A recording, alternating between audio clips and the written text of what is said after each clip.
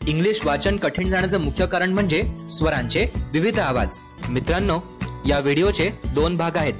पहिल्या भागात आपण टेक्निक शिकणार आहोत आणि दुसऱ्या भागात शिक्षकांनी ही टेक्निक वर्गात कशी वापरली ते बघणार आहोत. चला तर बघूया पहिला भाग म्हणजेच technique. Words ending with E. आता या 3 शब्दात 2 गोष्टी सारख्या आहेत. पहिली गोष्ट म्हणजे 3ही शब्द ई ने संपतात आणि दुसरी गोष्ट म्हणजे 3ही शब्दात ई अगोदर येणारा वॉवेल आहे ए. मित्रांनो, ई ने संपणारे शब्द वाचण्याची पद्धत म्हणजेच टेक्निक थोडी वेगळी आहे आणि आपण ती टेक्निक या व्हिडिओमध्ये शिकणार आहोत. पुन्हा एकदा पहिला शब्द बघूया, LATE. आता याला जर आपण आपल्या जुन्या पद्धतीने वाचलं तर त्याचा उच्चार होईल लॅटे, पण तो उच्चार चुकीचा होणार कारण याचा उच्चार होतो लेट. आपण कधी असं म्हणतो का की अरे मला लॅटे झालं? तर बिलकुल नाही. अशा शब्दांना वाचण्याची पद्धत 2 टप्प्यात मांडली आहे.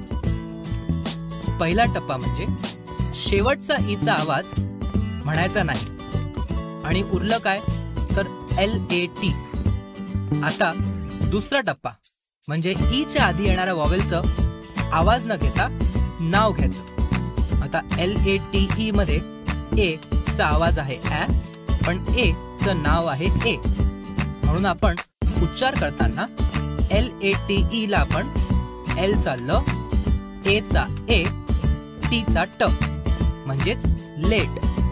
मित्रांनो, ई ने संपणाऱ्या शब्दांना वाचण्यासाठी 2 टप्पे असतात. पहिला टप्पा म्हणजे ई चा आवाज घ्यायचा नाही आणि दुसरा टप्पा म्हणजे ए चं नाव म्हणायचं, आवाज नाही घ्यायचा. आणि म्हणून LATE ला आपण लॅटे न म्हणता लेट असं म्हणतो. आणखीन एक शब्द बघूया, CAKE. आपण हा शब्द 2 टप्प्यात वाचणार आहोत. पहिला टप्पा ई ला विसरून जायचं आणि दुसरा टप्पा ए चा आवाज न घेता त्याचं नाव घ्यायचं. ए चा आवाज होतो ॲ, पण त्याचं नाव होतं ए, म्हणून CAKE चा उच्चार होतो क ए क, cake. Words ending with E and I.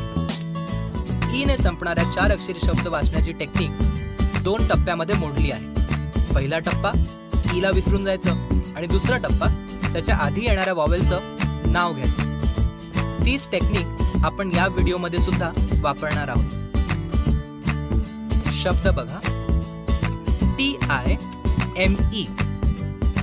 E ने संपणारा शब्द आहे म्हणून याला आपण 2 टप्प्यात वाचणार आहोत. पहिला टप्पा ई ला विसरून जायचं आणि दुसरा टप्पा आयचं आवाज न घेता आयचं नाव घ्यायचं, म्हणून TIME चा उच्चार होईल टी चा आवाज ट, आयचं नाव आय आणि एम चा आवाज म, म्हणून TIME चा उच्चार होईल टाइम.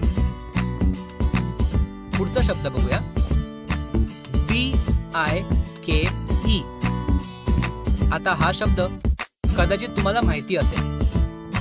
आपण BIKE ला BKK न म्हणता बाईक असं म्हणतो. का ते? कारण हा ई ने संपणारा शब्द आहे. म्हणून पहिला टप्पा ई ला विसरून जायचं आणि आयचं नाव घ्यायचं, म्हणून BIKE ला आपण BK न म्हणता बाईक असं म्हणतो. शब्द बघूया, BORE. टेक्निक प्रमाणे हा शब्द कसा वाचू तर 2 टप्पे. पहिला टप्पा ई ने संपत असल्यामुळे ई ला विसरून जायचं आणि दुसरा टप्पा त्याच्या आधी येणारा वॉवेल म्हणजेच ओ चा आवाज न म्हणता त्याचं नाव घ्यायचं, म्हणजे ऑ न म्हणता त्याचं नाव म्हणजे ओ असं म्हणायचं. म्हणून BORE चा उच्चार बॉरे न होता BOR, बोर असा होतो. पुढचा शब्द बघूया, TONE. पुन्हा 2 टप्पे. ई ने संपत असल्यामुळे ई ला विसरून जायचं आणि त्याच्या आधीच्या येणाऱ्या वॉवेलचं नाव घ्यायचं.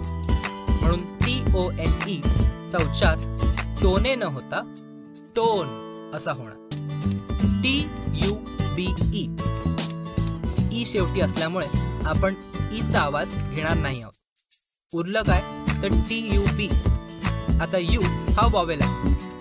आता यू च आपण आवाज न घेता त्याचं नाव म्हणणार आहोत आणि म्हणून TUBE चा उच्चार होईल ट यू ब ट्यूब. पुढचा शब्द बघूया. MUTE. मित्रांनो, टेक्निक तीच आहे.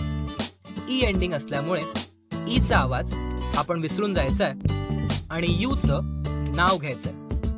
म्हणून MUTE चा उच्चार होतो म यू ट म्यूट. महाराष्ट्र होतो इंग्लिश साक्षर. तुम्ही मागे राहू नका. लीप फॉरवर्ड विकसित टेक्निक्सचा वापर करून तुमचा वर्ग इंग्लिश साक्षर करा.